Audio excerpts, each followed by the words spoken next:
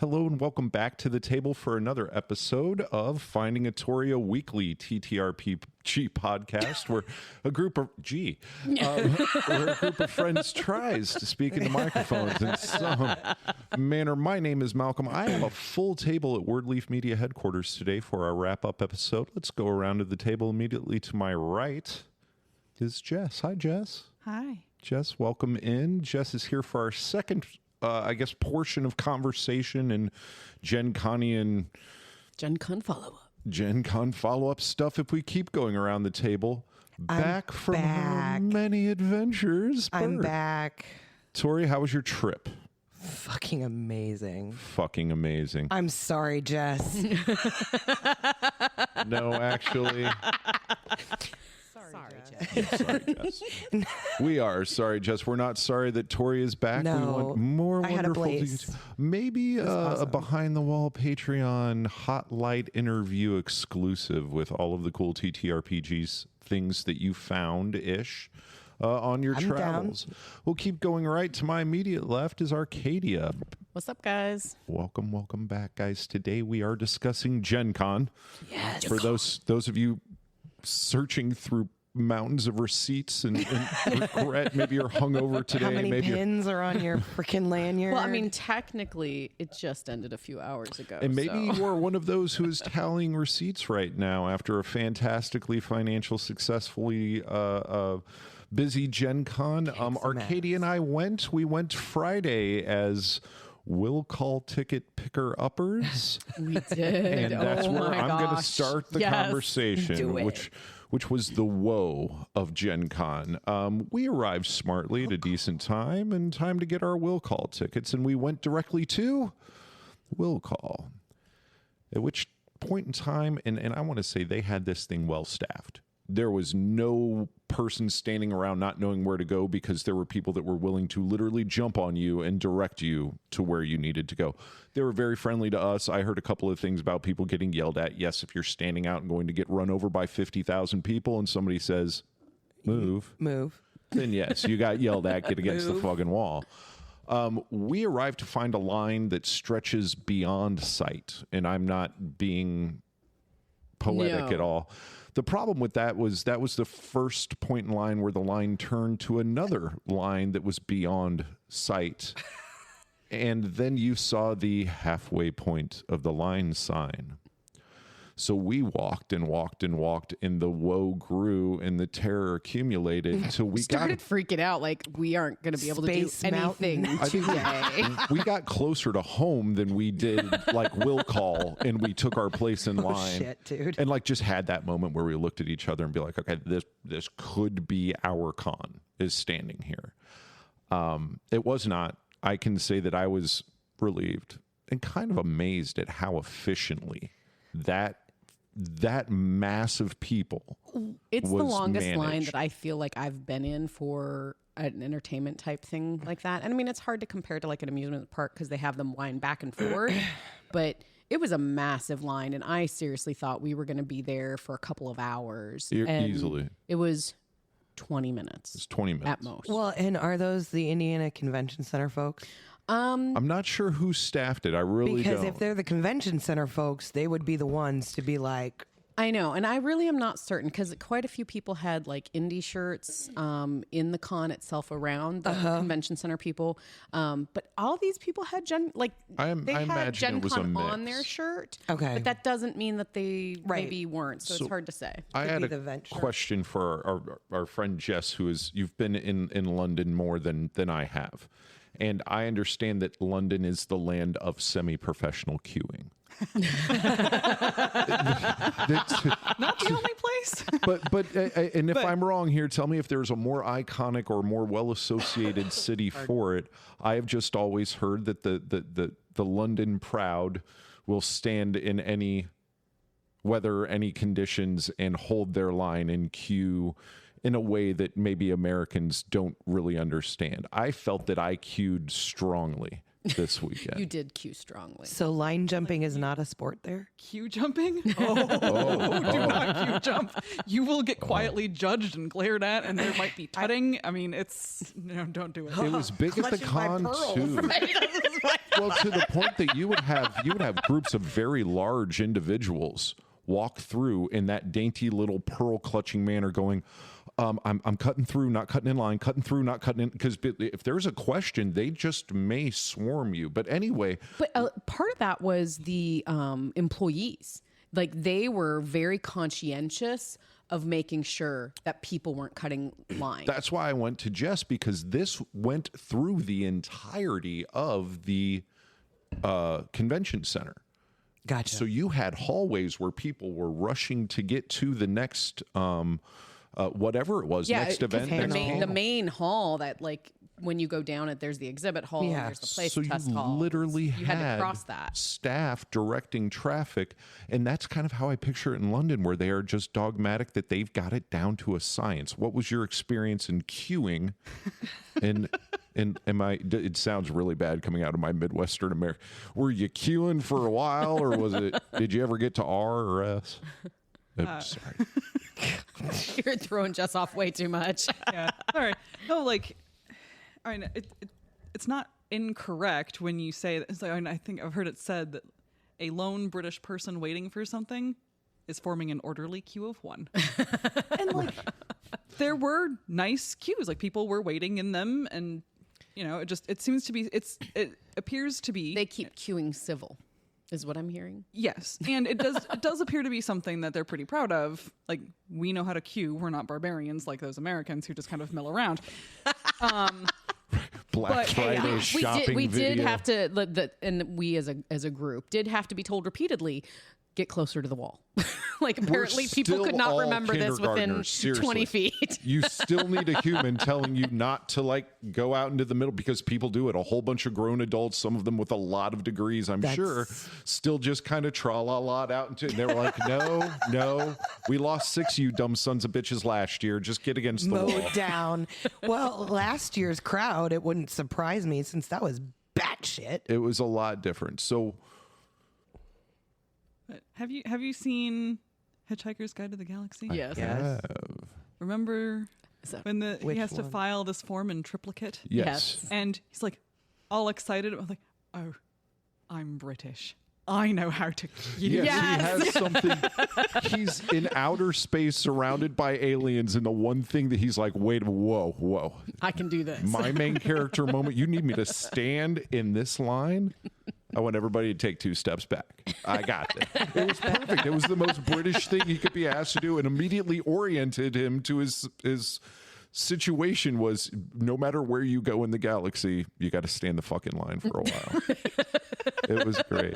So there were definitely moments where there was not an orderly queue, but I don't know how much of that was it's less queue friendly than reported, or more just that was a very heavily touristy area, and say tourists from however many other countries across the world just don't do the queuing as you're well. not dealing with just the local population. I use London, but you see this too in other big cities. And Tori was just talking about the number of people last year, which I think we quoted at 71,000. Oh my Yeah. God. Well, okay, and I've been times before that. Right. What was the comparison? Because I've got one to Nothing. this year's. It was not even close. Not even close. Okay. Because that was why I came, because I'm like, oh, this is going to be great. And then realized, oh, fuck. Like, there are people. Like when we said butts to nuts, we lots of weren't people. kidding. It was great. Yeah. And that was a shock, honestly. You could- going in, because I thought, this does not seem as busy. Like The we 50th went into anniversary. into the playtest hall, and then on into the exhibit hall, and I was like, is there more space? Like, did they space elbows these out more? Like, There were places where it interesting. wasn't. There was places, especially around the art and the what I call more dense parts of exhibit hall, where your businesses and your exhibitors have less space. They're more densely in there. Right. So if they get any amount of people, it just stacks traffic. back quickly. And there were good cues in exhibit hall and in the playtest hall. They're I definitely. want to do a quick shout out for Tokyo also has really good cues. So that's not surprising. And that's what I was going to say. all. My Maybe it's- experience with the Tokyo metro system is that like very orderly queues on either side of the train doors. Like you let everybody out before anyone even tries to go in. It's wonderful. You know, that reminds me of the guy that you were like crossing an avenue or something, or he was trying, and you know, you're bumping into each other or something. I loved this. I had a good human con experience where you're in a just a walk place and people are trying to get across and you just have to decide when you're going to stop and when you're going to go. And a guy kind of mistimed me. Big backpack on, obviously in a hurry. And I did the whole Midwestern ope. You know? Looks like that one was on me, friend. And he turned around and he goes, dude, it's a convention. Don't worry about it. And I was like, you go forth with that energy and spread it wherever you can. Because there were just like, I mean, you're going to get a group of any people in any situation, have some people that are not as patient as others. I thought that the triplets in a stroller was an option that was That's a choice. That is a choice. and That's half. a choice. You totally ruined like group walking lane dynamics in a heartbeat that way. And it was like watching a piece of siege equipment come through like a battle line. You just saw people flying out. And I was like, I don't know what that is, but we're getting out of the way. And it was Billy, Susie, and Sandy. Oh, and they had no idea they were at GenCon. And I don't think Mom did either, because just head down. Just getting steps in, like it was great. But I mean, I get it. Like I get like as bring them. yeah, I mean, like, I get not wanting to. Like, I mean, this is the thing that can be enjoyed by the whole family. Like, you don't like, oh well, I can never do anything fun again because I have kids. But I will say this as a parent who has taken a young child in a stroller to a place. I mean, yes, the whole family gets to enjoy, but children that young, they're not enjoying anything. But difference being is there are times as parents when if we want to enjoy something, we have to bring our You child. gotta take the kids. There's It's nothing. like, I would like a day. I'm not going to get a day. Sure. So I would like this version, but I won't like it. But no, and the kids, no, it was bad behavior. It wasn't meant to be a bad story, but I'm just saying when you get up that morning and you're like, last year's attendance, let me check again, 71,000 people. Yeah, guys, let's pack everything up and go. Like it's a choice That's to a be out there commitment. for the day. It was very well attended, but I will echo Katie's sentiments. My first con was last year's Gen Con, the Right. 50th, and I thought that was it. I thought that's how it was every year, to the point that we named our last episode Butts to Nuts. This year was... There were moments of butts to nuts, just Well, not I mean, constant. but it's a con. Yeah. It was There's always going to be also- crowded places. We missed the crowded one. barely. The crowdization was spreading when we left. We met two crowdized people in the parking lot. We decidted that was it for We us. gave them apples and water and told them Memphis was safe. So yes, it was. What? Gosh. Two of the things that were very obvious. One, there were. We'll get Jess back We in did about Jess. 5 minutes. The crowding spreads. making it worse. Stop saying the word. I can't. Oh, goodness. All right. Enough of that. It was roughly 2.3 million degrees cooler. Oh my Yeah, gosh! that Yes, it was so much Well, better. and it was the heat and the mass The crush of people. Because I remember getting elbow room last 2 times I've gone. Yeah. Or the times before that. It was elbow room. Like you could have your own space. yes, But I was not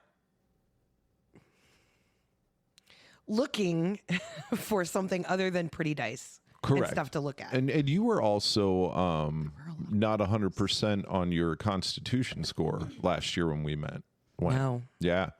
The getting around was part of it that I also remember I as was well. gimpy as fuck. And I was on tail end recovery Yeah, you- with 0 sleep. So it was just, I was better fortified this time. we were kind of there on a business tip too. It wasn't going shopping, but we did shop a little. We did, and we did some good business. We did. We met some incredible people while we were there. There was a lot to discuss and talk about on that. Go. Well, I was just going to say, like, people go to cons for all sorts of different reasons. I love going as a fan, you know, and interacting in that way. It was really sort of cool to have a very set purpose, because it's so vast. There's so much, and it can be hard to take it all in. And because there was a set purpose, it was sort of like, okay, I can narrow in and I can focus on this specific thing that I want to get out of this experience. It sounds like more rather than it's less organized chaos. Yeah. It's going to a con for a purpose instead of just attending. And I think our good friend that we met up with there, he, you know, does that as a fan, but in that same manner, like with here's my intense focus. This is what I want to accomplish. So planned out beforehand. And like that con is, this is what we're doing this day, and this is what we're doing the next day, and this is what we're doing the next day. And I have specific things I want to attack. I don't know. I thought in some ways it made me more able to enjoy what I was doing, because I could sort of zone out the chaos that didn't pertain to that. Yeah, it was. When we were talking last time, we kind of made a couple analogies about it being like a destination vacation kind of, and it can just be overwhelming. First time you go to Vegas, first time you go to Disney or a big amusement park, unless you go, okay, 3:30, we're going and we're going to ride and then we're eating here and then we're going to go shopping there. It can just kind of be this system of reactions where, okay, this caught my attention and they got my money and this, and it didn't seem that way this time. It was much more enjoyable, but we did find some games. We did meet some people. We probably will take a break, but really quickly, I'm looking forward, and I'll put a question out to everybody. Now that we've kind of had a little bit of discussion of con comparisons and riding on the assumption that we all might want to try to jump in and get our badges ahead of time and try next year, what you might be looking for in a future con, and we'll talk a little bit about what we found at this one and what we're excited about doing with all of the things and the people that we met. So a quick break here on Finding Atoria, and we will be right back to discuss more GenCon and all things cool. This episode of Finding Atoria is brought to you by Wordleaf Media. The Finding Atoria podcast is looking for guests for our upcoming episodes. Are you or someone you know passionate about the TTRPG community and have a story to share? If so, contact us on our socials or reach out at wordleafmedia.com/findingatoria. And now back to your program. Welcome back from the break on the Finding Atoria podcast, weekly TTRPG podcast. I am here being Wordleaf Media Studios headquarters, not our usual Finding Atoria studios, but with the usual cast of characters. I have Jess and Tori and Arcadia, and we are back with the second part of our discussion on GenCon wrap-up. I feel like I should get the foil and the saran wrap and this puppy put up. Let's talk more about experiences. When you guys go, do you, and Jess, I'll throw to you first because you had mentioned Comic-Con before and being in games recently, more recently, are there things that if you were going back to a GenCon that you would look for games-wise? Are you interested in genres of anything that you would take time to seek out and battle through the butts to nuts chaos? I mean, like, realistically, Star Wars. Realistically, D&D is my TTRPG. Like, correct. I haven't found another. I mean, I have tried a couple of other ones, like, you know, vaguely kind of in passing. Like, we've managed one session with it before. Like, D&D is the main one. Sure. That's the one where I actually know the rules. I have all the apps set up. I know how to fill out a character sheet without looking at it going, what the fuck is this shit? Like, I tried filling out a character sheet for Shadowrun and was staring at it the whole time. Like, I don't know what the fuck I'm doing. So same thing. I think everybody thinks that when they're looking at a Shadowrun character sheet. Okay. I think you could search what the fuck is this shit and a PDF comes up. D&D is the only one where I can quickly fill out a character sheet and not look at it, any part of it, and go, what the hell is this? Yeah, it's the game you know the best. Yeah. So realistically, when I'm at a con, I'm probably looking for dice and stuff like that. But that being said, Star Wars. Exactly. Do it. Anyway, I know I totally Here's the missed the cue, button. but we're a little bit late. Yeah, whoopty shit. Back to Star Wars. There it is. So thematically, yeah, go ahead. I know there are Star Wars related TTRPGs out there. So, and I know they're different from D&D. So, Got to try them. yeah, like It's a differences. part of me's like, oh, well, I could just, Change it. make up my own, Put it in a D&D system. my own campaign and have it be Star Wars. Yep. But then use D&D rules. Yep. We did a Or I could question. actually try out the existing TTRPG games and see how they are. So that would be something I want to look at.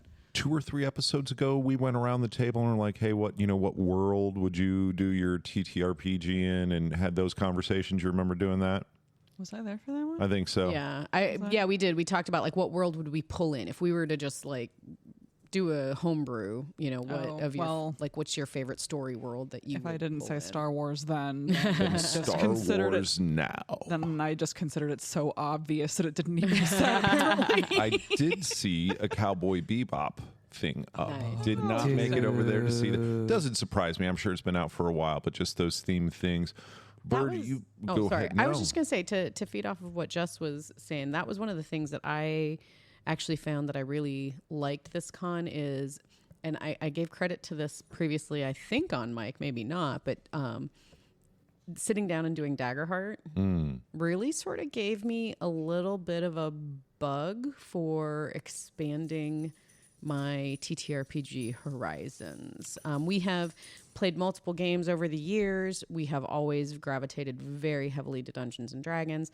I don't know that that's going to change, but Daggerheart was really fun, and it was something new and different. And so it really had me looking for other TTRPGs while we were at GenCon that I would like to try out. And we did grab a couple. We did. Let's get to them in a minute, because I kind of want to go and continue around the room. And Bird, you were not at this one. You've had more con experience than most of us. Do you attack that as a I've saved my coins from town to town and here I splurge them? Are you there for the bring homes, or are you there for what do you like? We did a panel last year where we were. Oh my God, that was amazing. That was so Ed Greenwood. We talked a little bit about it, and that was fun. So Ed Greenwood as Elminster. if you were looking in the time telescope forward to the lofty cliffs of August 2026, where in the world and what in the world? And I don't know what we're doing. We've all Ed Greenwood. I was doing the fangirl like thing. Different chakra poses and are looking at each other. It's a heart. It's the bottom of a heart. It is. Nobody can see what we are visually doing here, so I just did a big ass heart. It's like Tori loves Ed Greenwood. I got that's that the part extent because of you it. do the and then I've got Jess a little off to my right, and I'm trying to maintain, so I'm doing peripherals, and I'm picturing her doing like the money Johnny Manziel, like it's going to take a lot of money to get Ed Greenwood. I'm like, what are we getting Ed for? I'm just doing The heart. K-pop gestures, apparently. Sorry, I'm out of my depth at that point. But again, so back to the quick question, quick answer. Okay. 26. If you're going, what are you doing? This next one, I want to go to the panels. And I want to go to the game designer panels. Yeah, the game designer panels. I want to really go listen cool. to them. Very cool stuff. Very, very cool stuff. That's what I want to do, actually. And playing, if we can get actual play in, that'd be cool. Yeah. Very, very neat stuff. Lofty goals. Quick before, because I know that you and I are sitting here going products. Well, because we brought home some Because really cool ones. and we're staring at the stack now. But after a very long, fun, productive 2025 Gen Con, Yeah. what are you doing first next? If I could manage a way to do it, I would love to go to trade day. Get in on Wednesday for trade day. Yeah. I would absolutely that'd just be cool. eat up trade day. Yep. And then outside of that, I would focus in. I would be a little bit more prepared ahead of time, and I would really focus in on ways to experience or get access to things I haven't done before, like the TTRPGs we haven't played, or maybe an expansion of something we've played but in a new way. Maybe sign up for some of those playtest opportunities. Yes. And we had we got invited and we're not able to make it to and here's a segue for you, a Call of Cthulhu game. And when we could, and it's really worth talking about. And it was, I guess, disappointing that we couldn't make it. It's tough to say that anything was disappointing at the con, but I would have liked to have gone and done that. And we'll talk about who was kind enough to give us that invite earlier. But on the subject of Call of Cthulhu, I couldn't make the game, but we were doing some pretty good bargain shopping and looking around.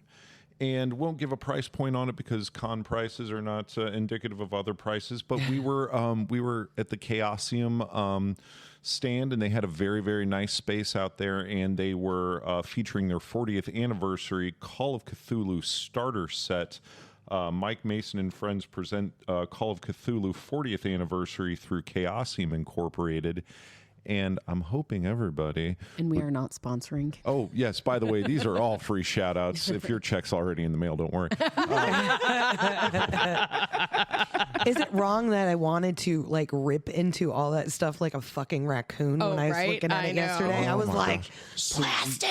I know, exactly. You shall be free. We're going to dig into them. We're going to probably do maybe a segment, maybe an episode on each of these. And if people at the table, we've got a voting majority here. But if people at the table are willing to jump into, of course, Call of Cthulhu, for those that are not in the know, is a long-standing RPG. Very popular. TTRPG based on many of the works of literature. According to Tori's hand gestures, a squid face. Yes. And if you make hand gestures we don't know about. In case you don't understand Does that Cthulhu. one mean heart too? yes. Oh, okay, good. As in size of a skyscraper, tentacled horror from the deep. Or yes, that kind of love, that groovy kind of love. But I love Lovecraft. I absolutely enjoy the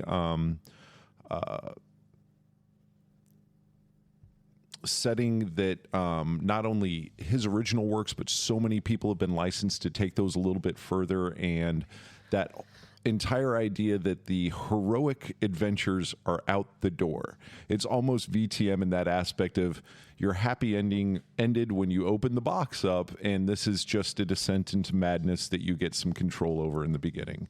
I do not know the mechanics, the ins and outs, the setting, or anything else. Once again, we are in plastic here, but I wanted to read just a little bit about what it was and then pass around to the room how this sounds and maybe what you're interested in Call of Cthulhu. It is a starter set. We got it at a great price, but it does say that everything that you need to enjoy the game is included in this little box, right? Yeah. And we did get some extra 40th anniversary dice with it too. They gave us a couple of 10-sided for that. It was very, very neat, and it says that the starter set does contain everything you need to start playing, and it is the definitive mystery and horror role-playing game. It has won over 40 awards, including being inducted into the Academy of Adventure Gaming Art and Design Hall of Fame. When you're ready to delve deeper, they've got a lot more out there for 7th edition Call of Cthulhu. You've got a keeper rule book and investigator handbook. It looks like all of the things inside the box are very cool. But you are more of an investigator looking for facts in this very dark set, horror, gothic sort of... I'm just thinking of the writing of Lovecraft, and I'm like, that just nails it on the head. an all-around Chaosium where we could have spent so much more money. I'm sure. So yes, if you like anything that you find in there, there's more of it out there. But is there anything intriguing to you in the idea of the investigative work in that genre? I'm looking at Jess right now. I already used the words "not a happy ending" at the end of the game. How are you feeling about your with Call of Cthulhu? Not up your alley initially? Definitely not. Definitely not. We've got one pass. Definitely leave the plastic on, says Jess. Sorry, I'm Noir is not your. I'm willing to give almost anything a try. I'm just saying that I'm probably not going to like this as much as other things because the setting. I do like. You like your happy ending. I do, and that's one of the things you love about fantasy, right? Like I like my entertainment of any kind: movies, TV, books, games, whatever. To end on a more uplifting note. Sure. Because otherwise, there's enough crappy shit happening in the real world. I don't need to end all of my entertainment on a downer ending. This is why we role play, is because we can make the world what we want it to be. Exactly. And I want my world to be happy, thank you. This is not that. Now, that being said, you were kind enough to dip a toe in at one point, not holding you to anything in the future, to Vampire the Masquerade, and that is also in a not going to walk away with kittens and rainbows sort of setting. I was hoping that the investigative sort of thing would be enough of a hook, but I got it. Like, if you're in a setting that you don't like the whole world is not going to be what you're interested in, it may not be your thing. I mean, I do like the idea of investigation. That does sound cool. Sure. And to be fair, I did agree to play VTM as well. And like actual creepy vampires. Vampires are not really my thing either. But what if they sparkle like diamonds? Even worse. Gross. Neil Diamond is a Nosferatu. Actually, no, thank you. Don't sue me, Neil Diamond Estate. Great guy, I'm sure. I would take the creepy vampires over the sparkly ones. So anyway, staying away maybe from that setting. I guess in this, I'm willing to try a game that has a creepier setting than I normally would enjoy, because I am with a group of people that I really trust, and also a DM who knows all of our tastes. We've got a good session 0 locked in. So the question I've got is, part of it was like, if it doesn't have a happy ending. Well, I'm thinking like creepy setting. You could do Strahd in Dungeons and Dragons. You like Dungeons and Dragons. You have control over how your character plays and sort of at least a little bit of where story is going and things like that. There is an opportunity for happy ending.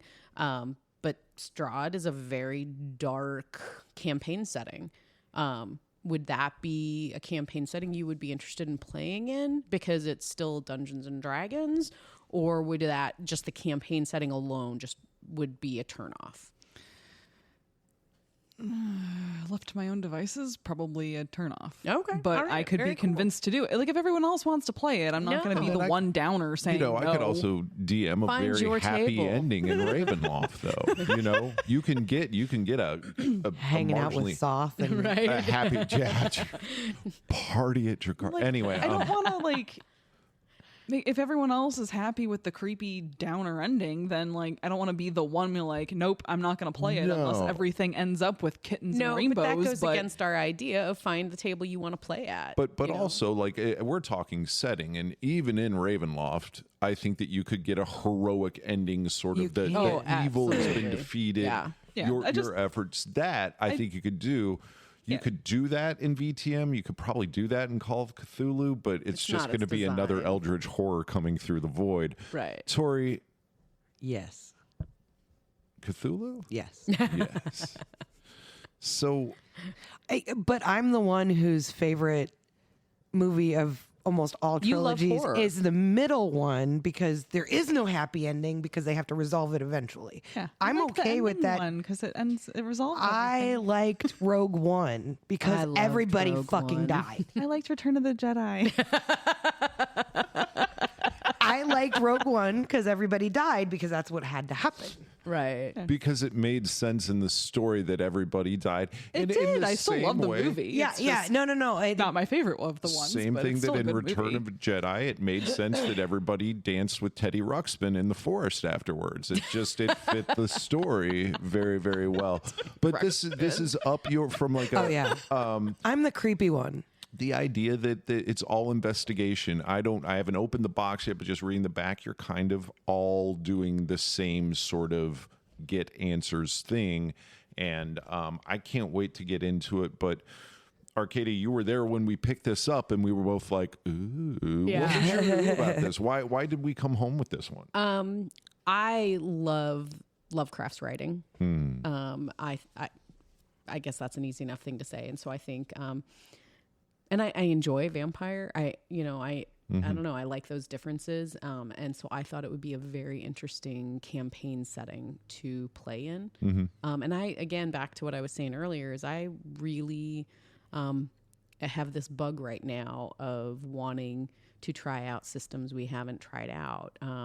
And not for the idea of I don't like something and I'm trying to replace it, but more from the idea of I'd love to just expand the breadth of my experience and be able to play in more systems.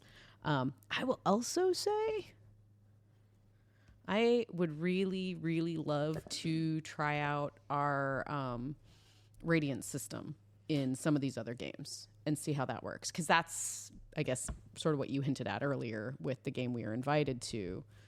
Definitely, yeah. And I guess as good of a segue as another, I can't wait to do Call of Cthulhu for a lot of reasons. Most of them are just Lovecraftian. His words, like, yeah, oh my gosh, I will just sit there and do that for forever. So we will. And one of the things that we might do while we do that is see if we can bring more life to our game by implementing some products that I'm going to have a little moment here. I don't know when it happens to people that they make connections with awesome folks in a community, and those people want you to interact with their products. And we had the mission of going to GenCon for a lot of reasons. One of them was to go and meet face-to-face some of the people that we had connected with at a group called Odd Fish Games. And Odd Fish Games is... I think a fairly successful, been around for a while group of people that are out there doing awesome things with various parts of TTRPGs and the community. Can I say, like, what they're doing is sort of, when I say I want to go into Gen Con and try and find things that are like the TTRPG, I want to focus in on that stuff. Not just games like Call of Cthulhu, those good deals or things like that, but also things like what Oddfish creates, which are enhancements within the world of TTRPGs. Yeah. We were lucky enough to meet with Michael Howlett, who is one of the principals at Odd Fish Games, and he's also part of a podcast called Epic Adventure Podcast. Once again, we're not getting paid. We're not promoting people. This is just a wrap-up of awesome folks that we talk to, and they have a very fun podcast that we're all enjoying right now. And part of our introduction with Michael was we wanted to get their Radiance, try their product. Radiance system and try it out. And what Radiance, as far as I understand it, is an adventure engine, and it's also one of their flagship products right now. And it helps with GMing architecture. And what it does simply is that you can, without a group, without a GM, kind of take their box, which is a card-based randomized adventure engine that we're going to get into and apply to some of our games, and you can have a fully interactive, immersive, and enjoyable experience. But Michael was not content to sell us Radiance, as sometimes happened to lucky people that make friends with good people around them. We were allowed to bring home not only their Radiance and Radiance Advanced products, but also the Shine storytelling system and their Luminous campaign system, which is kind of their suite of card adventure engine products. We're going to try them all. We will give them as much time as they will allow us as far as coming back to you and updating you on what we think of them. We are also going to beg some time from these very cool people, not only Michael, Christina, and Steve Callums, who are all part of that Epic Adventure podcast and are doing great things over at Oddfish Games. They were at 712, booth 712. It's already over. You're really going in. Right. No, at GenCon, I hope that they had a great con. Just got an email from Steve. We did not get to see him, but they were running and gunning, and I know running games too. So yeah, they were letting people, like we were talking, that makes run a sense, Call of though. Cthulhu game. And the thing about their system is you can put it with any TTRPG system. And so, we can sit down, play it with VTM, we can play it with Shadowrun, we could play it with D&D, we could play it with Daggerheart, we could, so it seems really... Pick a system, any right? system. Pick a system, any system. I don't know. I've not tried it yet. I've been reading the back of the products. It's this thing where I'm like, okay, let's open the Cthulhu packet. Let's figure it out. Let's play a session, and then let's try it with the Radiant stuff and try it that way and see... Like, I'm just like in this really geeked out world of I want to try these new things. Another thing that they have there, we suggest going out to their website, Oddfish Games. And one of the coolest things I've seen in a while was this vast array of adventure scents that they had. We talked about them before, but they had them all out on display. And my goodness, smelled them. If you remember your unfun jelly beans from Harry Potter, the ones swamp. that you did not want to get. What was one? Fetid swamp. If you've ever fetid wondered, marshland or something gross. like that. if you've ever wondered what gross. the word fetid smells Oh like, no, I don't need to. it's right up there with I rancid don't need- and I'm a putrid nurse. and all those. Dragon yeah. Lair wasn't horrible. Oh yeah, you've not. Okay, now Nurses you just smell really bad stuff. apparently fetid stuff. You should maybe touch base with Anyway, they Be have, perfect for Oddfish. Cthulhu. Yeah. but they have all of these different scents that if you switch a campaign, like a setting in game, and go, okay, well you open up the cave and you finally reach, and then boom, hit them with a scent of what that cave might be. They're doing very, very cool things there. They were very, very generous. Yeah, it makes it much more immersive. They're trying, and I think that I'll say it right, and if I'm not, I can get sued. But I think one of their taglines is, I listened to their promos in the Epic Adventure podcast, is Oddfish Games, bringing more games to your life and more life to your games. And I was just like, dude, that's great. That is pretty really cool. pretty cool. So we're going to do what we can to shine some light on them. They've been very, very generous with their time and products with us. Thank you. And I'm going to pivot once more really quickly here to our last little product review that I've got. Ooh.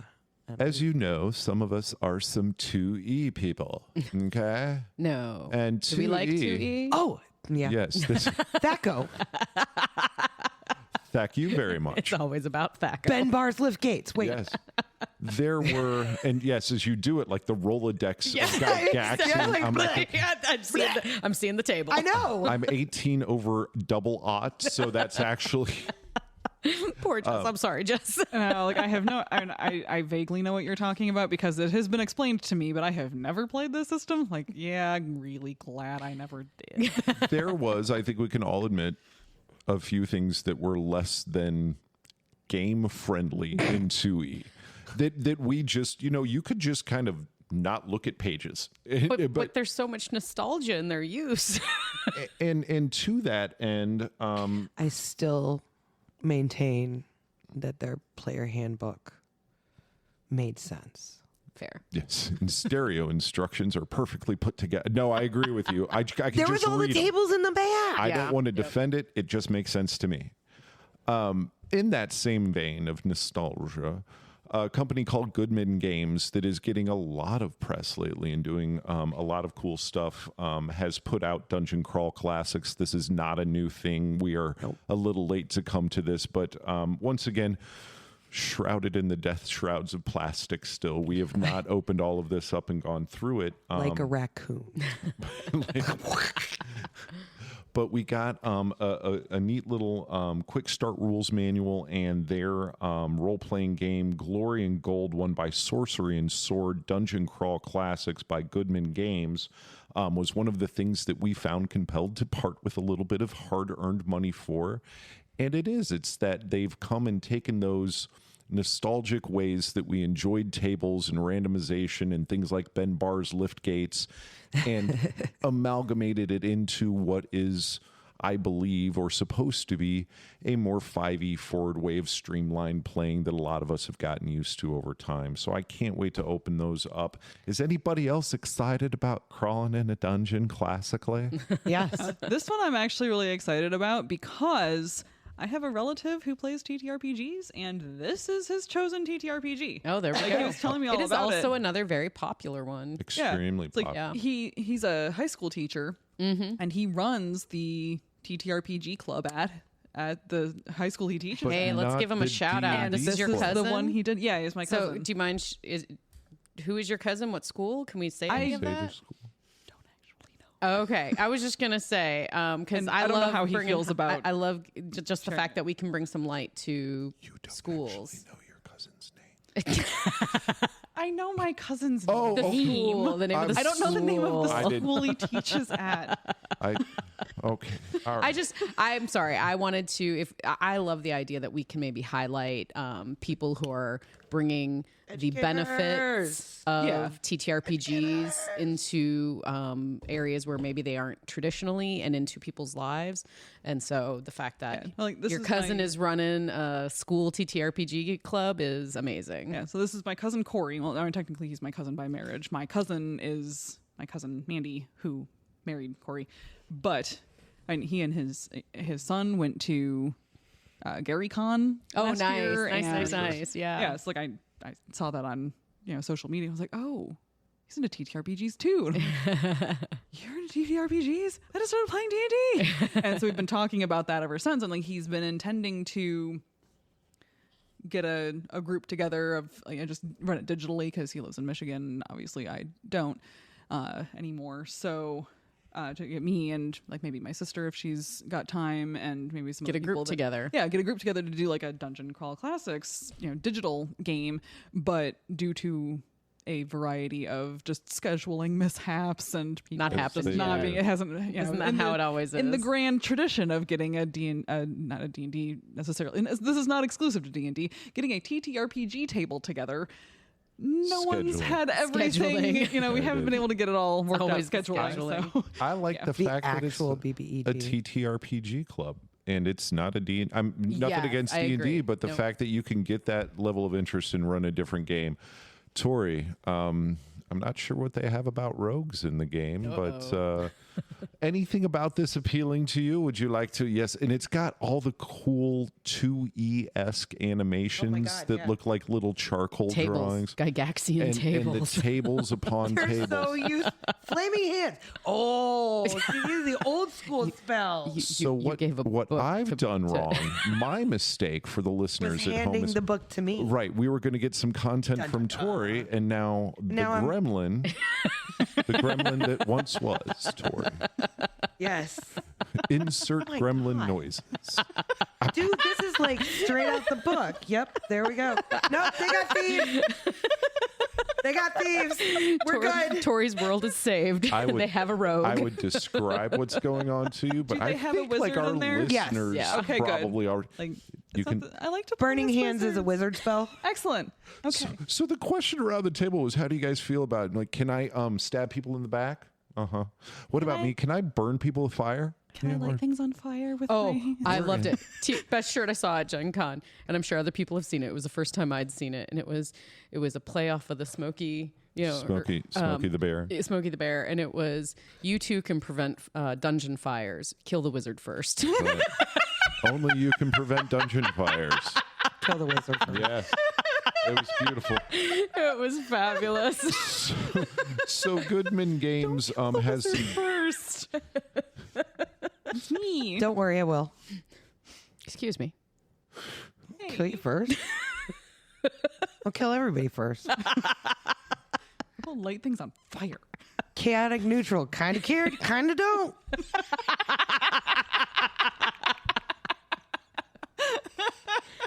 some parts saying. of the podcast need no moderation. If I were to stop this, cut it at a certain point, and play it back, what the peep people heard. Okay. I'll kill everybody. I want to light shit on fire. Kill me, I'll kill everybody. Me, everybody. Thank you. We are murder hobos.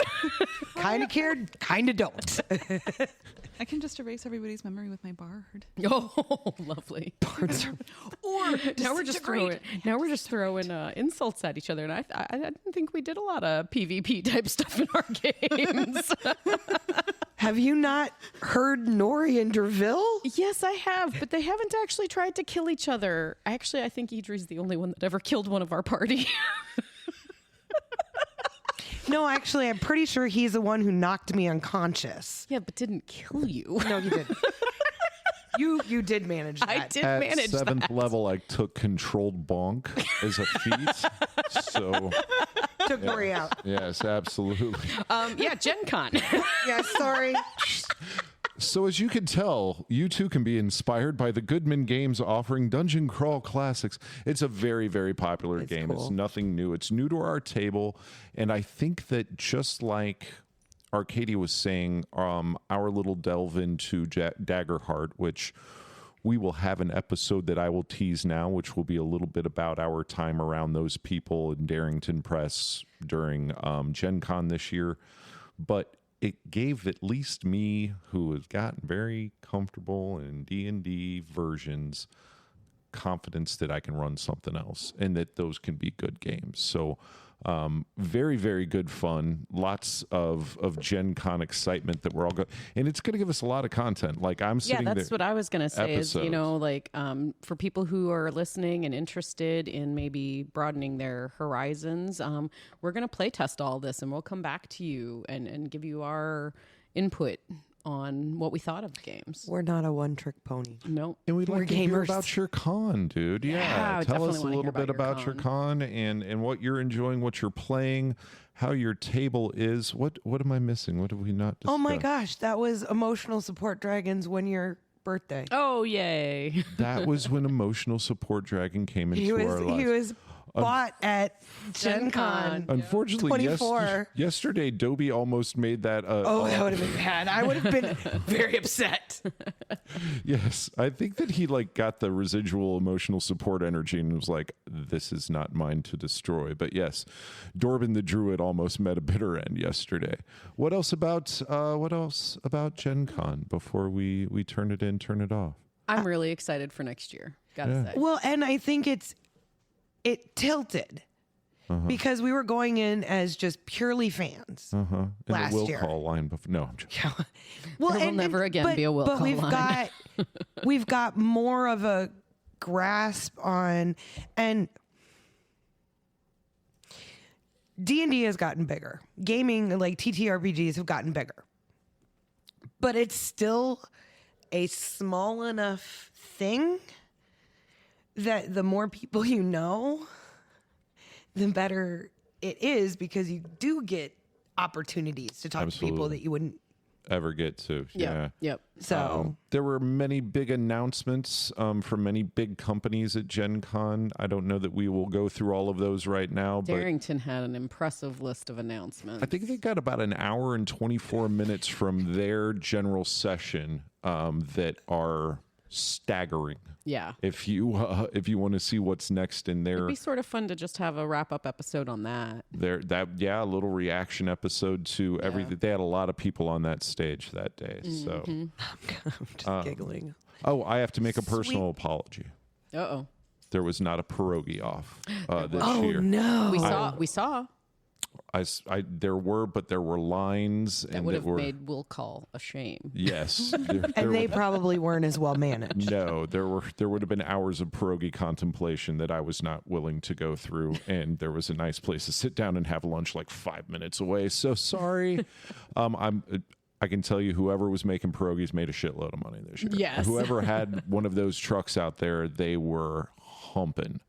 And I'm so glad it wasn't a bajillion degrees for those people this year. And it wasn't. I will give this to, again, back to the idea.